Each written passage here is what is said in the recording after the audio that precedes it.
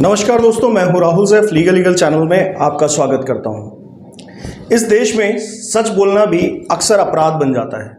लोग नाराज हो जाते हैं, तकलीफ में आ जाते हैं और जो सच बोल रहा होता है उसके खिलाफ ज़बरदस्त कार्रवाइयाँ की जाती हैं, चाहे वो मैं हूं और चाहे आप हूं। इनहेरेंट पावर्स जो होती हैं जजेस की, उनका खौफ दिखा दिखा के कई वकील आपसे वो गलत काम करा लेते हैं जो कि आपको करने ही नहीं थे। आपसे वो करवाया जाता है जो कि कानूनन सही नहीं है।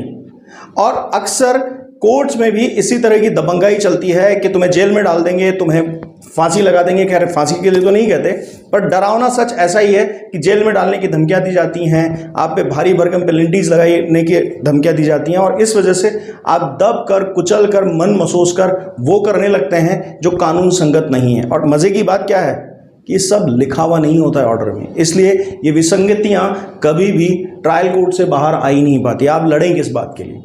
और जिस आदमी ने इसका विरोध किया उसको कभी नुकसान नहीं हुआ। अगर किसी ने बिना लिखे ऑर्डर किया और ये कहा कि ये करो, तो अगर उसने विरोध कर दिया कि आप कह रहे हैं इसलिए नहीं करूँगा, लिख कर देंगे तो करूँगा। लिखने में बड़ा मरोड़ आता है और लिखने में जब उस भाषा को चेंज किया जाता है जिस तरह से वो मुंह से बोली जा रही थी, तो अक्सर जजेस वहाँ गलती कर बैठते हैं।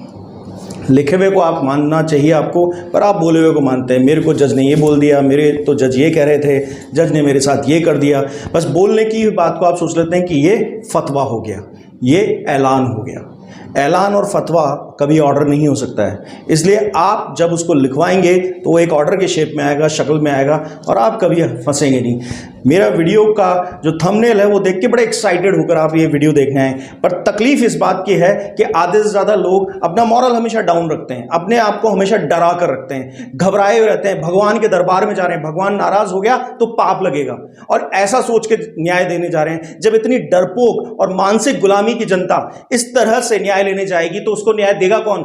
आप भेड़ बकरी हैं और भेड़ बकरियों को ऐसे ही खदेड़ा जाता है। जब आप डर रहे हैं, आपको न्याय लेना नहीं आता, न्याय हक से मांगा जाता है, मुट्ठी बंद करके पूरे मुकाबले के साथ लिया जाता है। कोई भी आपके खिलाफ हो, खुदा आपके खिलाफ खड़ा हो, अगर वो गलत काम कर रहा है तो खुदा के खिलाफ भी लड़ना आना चाहिए। फिर आप तो एक इंसान के सामने न्याय मांगने जा रहे हैं। दोस्तों, इसीलिए कहते हैं एजुकेटेड हो जाइए, इसीलिए कहते हैं अवेयरनेस रखिए। और अगर आपको अवेयरनेस नहीं है तो ठीक है, जेल जाइए, मुकदमे झेलिए और लंबी लंबी यात्राएं झेलिए तारीखों के नाम पर। हम कोर्सेज इसलिए चलाते हैं कि आप लोग अवेयर रहें। आप लोगों के साथ जातियां नहीं हो, भर भर के होती हैं। आप खुद गवाह हैं इस बात के, मुझे किसी और को गवाही लेने की जरूरत नहीं है। मैं आज सच बोल रहा हूं, हो सकता है मुझे नास्ते नाबूद कर दिया जाए, क्योंकि मैं सच बाहर लाता हूं और यही सच मैं आपको आपके स्किल और अवेयरनेस प्रोग्राम्स में सिखाता हूं। अगर आप इनका हिस्सा होना चाहते हैं तो यहां पर नंबर दिया हुआ है, मैसेज कीजिए, डिटेल लीजिए, ज्वाइन कर लीजिए। अब आपके अलावा हमारे लोग क्या कर रहे हैं वो तो हम यहां जानते हैं, बहुत अच्छा कर रहे हैं। रोज बताता हूं, आज बताने की जरूरत नहीं है। आप अगर किसी कानूनी समस्या है, समाधान चाहते हैं, अपॉइंटमेंट लीजिए, मैसेज के थ्रू मिल जाएगा, दिए हुए टाइम पर मेरा कॉल आएगा। अब आ जाते हैं मुद्दे की बात पे। तो डरपोक लोग इस वीडियो को छोड़ दें। जिनको लगता है कि बस मजे मजे के लिए वीडियो देखना है, कुछ संभावना है क्या, तो ये चाय पियो जाकर बाहर, ये वीडियो मत देखिए। डरपोक लोगों के लिए नहीं है। सुनने के बाद ये सोचे अच्छा जज ये कर देगा, अच्छा हमारे साथ ये हो जाएगा, हमारे साथ तो ये हो जाएगा। ये भाई साहब तो वीडियो में बोल रहे हैं। बोलने से क्या होता है? बोलने से असर होता है। बोलने से देश आजाद हुआ था। जब महात्मा गांधी ने खड़े होकर बोला था तो काफी लोगों ने विश्वास किया था और जीत गया था ये देश। सिर्फ 30-35 साल के अंदर इस देश को आजाद करा दिया था। भगत सिंह ने अपनी जान कुर्बान करके आपको यह मैसेज दिया था कि हां, हम आजाद हो सकते हैं और आजाद होने की प्रबल संभावना है। पर देखिए मजे की बात कि स्वतंत्र देश में मानसिक गुलाम पैदा हो गए। यही स्थिति है कि कानून तो आपके साथ खड़ा है, पर क्या आप कानून के साथ खड़े हैं? सुन लीजिए आज। देखिए, 125 सीआरपीसी है, हर किसी के एग्जीक्यूशन का मॉडल है, चाहे वो डोमेस्टिक वायलेंस में लगाई गई मौद्रिक राहत हो और चाहे वो HMA 24 में मांगा गया आपके लिए मेंटेनेंस हो, और या फिर 125 में डायरेक्ट एप्लीकेशन लगाई गई हो। सबका एग्जीक्यूशन मॉडल, सबके लिए एग्जीक्यूट करने का जो थ्योरी है, रिकवरी की, आपकी गिरफ्तारी की, वो सब चीजें 125 से एग्जीक्यूट होती हैं।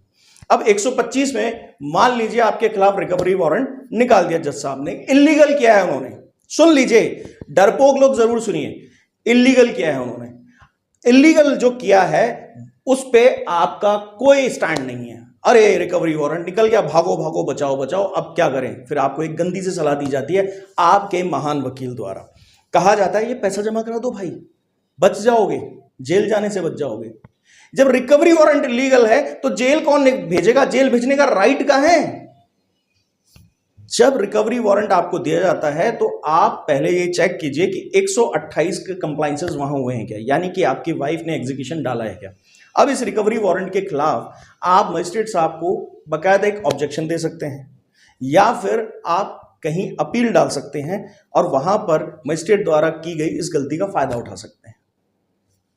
अब इसके अंदर क्या होता है? इसके अंदर यह होता है कि ऑब्जेक्शन में आपको लिखना यह है कि आपने 421 सीआरपीसी कंप्लायंसेस नहीं फॉलो किए हैं, आप मुझे रिकवरी वारंट नहीं दे सकते। आपको यह रिकवरी करवाने के लिए आपको डिस्ट्रिक्ट मजिस्ट्रेट के पास रिकवरी के लिए ऑप्शन में जाना पड़ेगा। 421 सीआरपीसी हर मजिस्ट्रेट पर लागू है, और अगर वो ऐसा नहीं कर रहे हैं तो वो गलत कर रहे हैं। अब क्या होगा? अब काफी लोग तो यहीं से सोचे, अरे मजिस्ट्रेट साहब को जब हम ज्ञान देंगे तो फिर उसके बाद तो मजिस्ट्रेट साहब फिर अरेस्ट वारंट तो दिमाग में घुसा हुआ ही है, हर बात पे अरेस्ट, हर बात पे ही अरेस्ट होना चाहते हैं, तो जेल जाके बैठ जाओ, समझो मत। इसके बाद क्या होगा?